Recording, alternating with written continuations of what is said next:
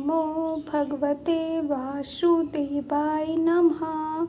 श्री विष्णु पुराण द्वितीय अंश का 5वां अध्याय।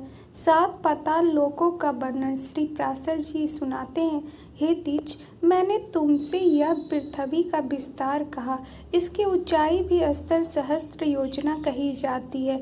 हे मुनि सत्तम, अतल वितल नितल गभस्तिमान महातल सुतल और पाताल, इन सातों में से प्रत्येक 10-10 सहस्त्र योजना की दूरी पर है। हे मैत्रेय, सुंदर महलों में सुशोभित वहाँ की भूमियाँ शुक्ल, कृष्ण, अरुण और पीत वर्ण की तथा सक्रामयी, शैली और सुवर्णमयी है। हे महामुने, उनमें दानव, दैत्य, यक्ष और बड़े बड़े नाग आदिकों की सैकड़ों जातियां निवास करती है।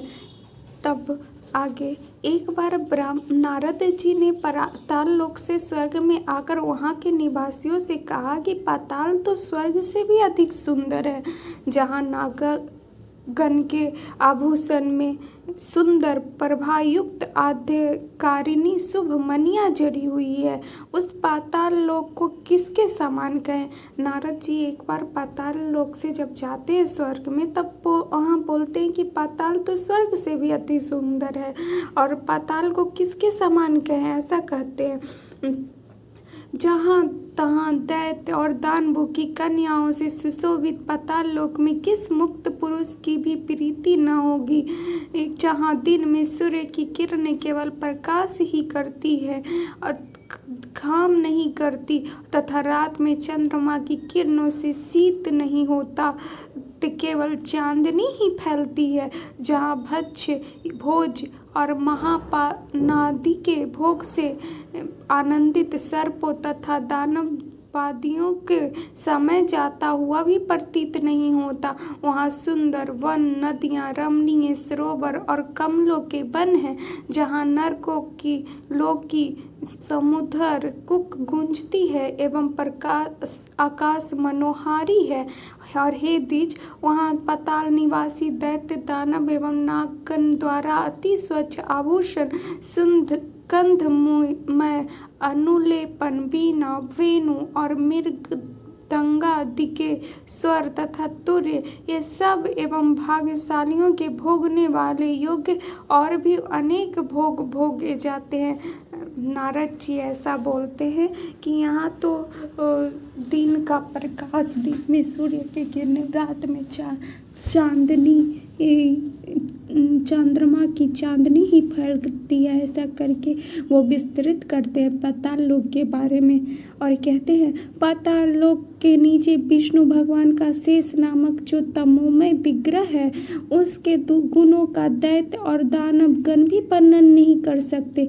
जिन देवर्षि पूजित देव का सिद्धगण अनंत कहकर बखान करते हैं, वे अति निर्मल, स्पष्ट, स्वस्तिक चिन्हों से विभूषित तथा सहस्त्र सिर वाले हैं, जो अपने फनों की सहस्त्र मणियों से संपूर्ण दिशाओं की देती पैमान करते हुए संसार के कल्याण के लिए समस्त असुरों का वीर्यहीन करते रहते हैं। मदन के कारण अरुण नयन, सदैव एक ही कुंडल पहने हुए तथा मुकुट और माला आदि धारण किए, जो अग्नि युक्त श्वेत पर्वत के समान सुशोभित है, मद से उन्मत्त हुए, जो नीलांबर तथा श्वेत हर्षों से सुशोभित होकर मेघमाला और गंगा प्रवाह से युक्त यह कैलाश पर्वत के समान विराजमान है, जो अपने हाथों में हल तथा उत्तम मूसल धारण किए हैं,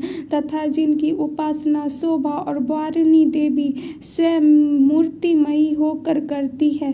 कल्पांत में जिनके मुखों से विषाग्नि शिखा के समान देदी पैमान संकर्षण नामक रुद्र निकलकर तीनों लोगों का भक्षण कर जाता है, वे समस्त देवगणों से वंदित शेष भगवान अशेष भूमंडल को मुकुट पद धारण किए हुए पाताल तल में विराजमान हैं। उनका बल, वीर, प्रभाव, स्वरूप और रूप देवताओं से भी नहीं जाना और कहा जा सकता।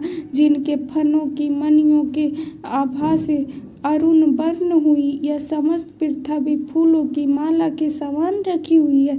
उनके बल वीर का वर्णन भला कौन करेगा।